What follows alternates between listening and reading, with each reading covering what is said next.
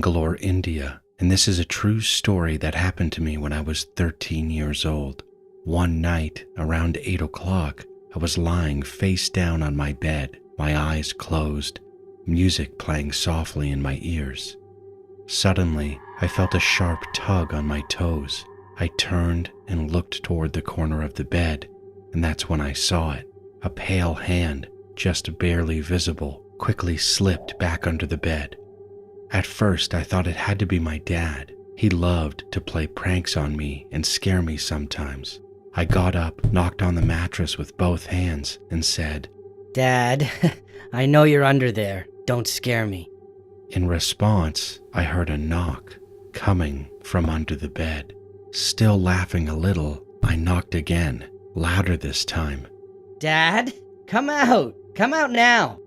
I called, but then I heard my dad's voice, far away outside. "What's going on?" He was still outside fixing the fence, and the only door to the backyard was too far away. There was no way he could have gotten outside that fast. My mom was in the kitchen making dinner, and my brother was away in another city. I froze. My heart was pounding. I bolted from the room. When I tried to tell my family what had happened, no one believed me. They said it must have been my imagination. But I know what I saw. I saw the hand move under the bed. Even if it was just my imagination, what about the knocking sound I heard from underneath? I'm 19 years old now, and I still wonder what was under the bed that night. But honestly, I'm just glad I didn't look.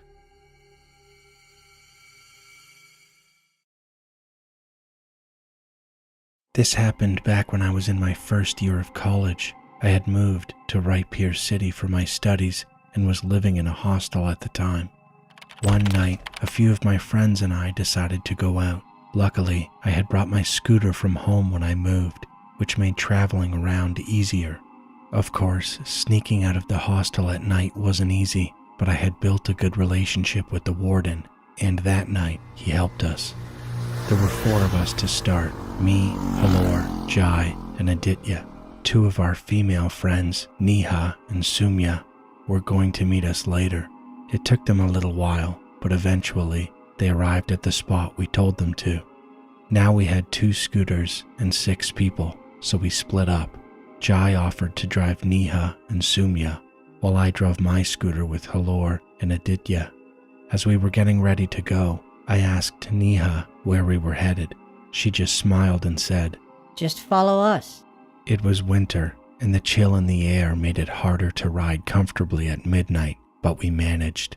After a while, I started noticing how far out of the city we were. That's when Aditya asked Neha, "Where are we going?" Neha responded that she knew of a mall, one that had been abandoned and was rumored to be haunted. That's when things started to feel off. Halor didn't like the sound of it. Honestly, neither did I, but we'd already come this far, and I didn't want to be the only one to ruin the night, so I agreed. But Aditya leaned toward me and whispered, "Look at Sumya." I turned to look, and something was definitely wrong. Her face was pale, and she looked uneasy. I asked, "Sumya, are you okay? Feeling sick?" She shook her head. "No, I'm not sick, but something's not right. I have a really bad feeling. We should turn back." Neha snapped at her. "Shut up, or we'll leave you here in this forest." Before I could respond, Halor suddenly asked me to stop the scooter. He said he wasn't feeling well, so I pulled over. Jai, riding behind us, stopped as well. Aditya gave Halor some water while he sat down on a milestone nearby. We started chatting and began coming up with reasons why the mall had been abandoned. Then, out of nowhere, Sumya let out a scream, a loud scream. It startled all of us. Halor choked on his water and stood up abruptly. Sumya began to cry. I rushed to her, grabbing her arms. "What happened?" I asked. Her voice trembled. "We need to leave now, please." Neha was furious. "Stop acting childish." She shouted, but this time Sumya shouted back. "You need to stop this. I'm not joking anymore."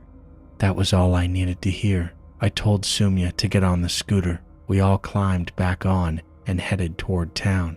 The ride was quiet, tense. Sumya was clinging to Jai so tightly it made me a little jealous, I won't lie, but it also showed just how terrified she was. Around 5:30 a.m., we stopped at a tea stall. As soon as we parked, Sumya rushed to a chair and sat down. We gathered around her, still shaken. I asked, "Are you okay now? Do you want some water or food?" She shook her head, staring blankly. "No, just let me sit here." Jai moved closer and gently asked, "What did you see?" At first, she said nothing, but then, as if reliving it, her face turned pale again. What she told us still gives me goosebumps. She said that as we entered the outer forest area, she had noticed something, or someone, a woman, hiding behind the trees. At first, she couldn't get a good look because we were riding, but when we stopped and Halor sat on that milestone, she saw the woman clearly. She said the woman was standing right beside Halor. Her legs were bent at strange angles, her eyes pure white. Her skin was pale and lifeless. We were all frozen, especially Halor. He just stood there, replaying the exact moment in his head. Since that night, I've stopped venturing to the outskirts after dark, because sometimes you don't know what's watching you from the trees.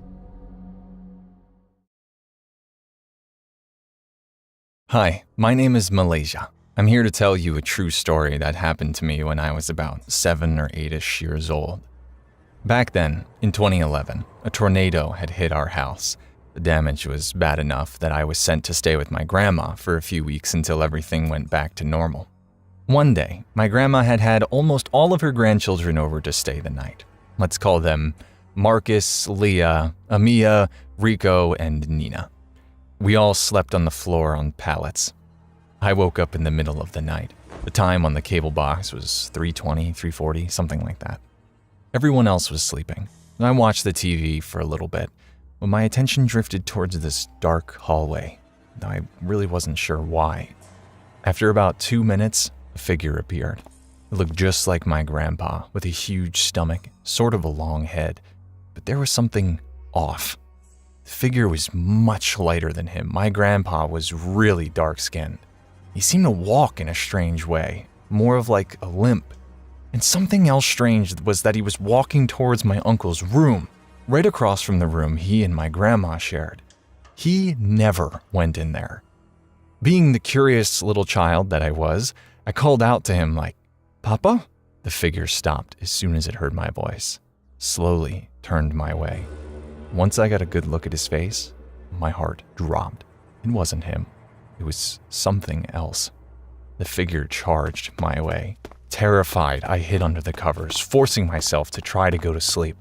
When I woke up again around 12 or 1, later than all of my cousins, I tried to explain to them what had happened, and they just laughed at me and said they didn't believe me, except Amia, who was very quiet.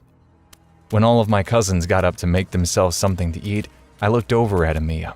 She looked back at me with fear in her eyes and said, "I saw it too." This story is very much real. When I'm sitting alone thinking about it, I remember it.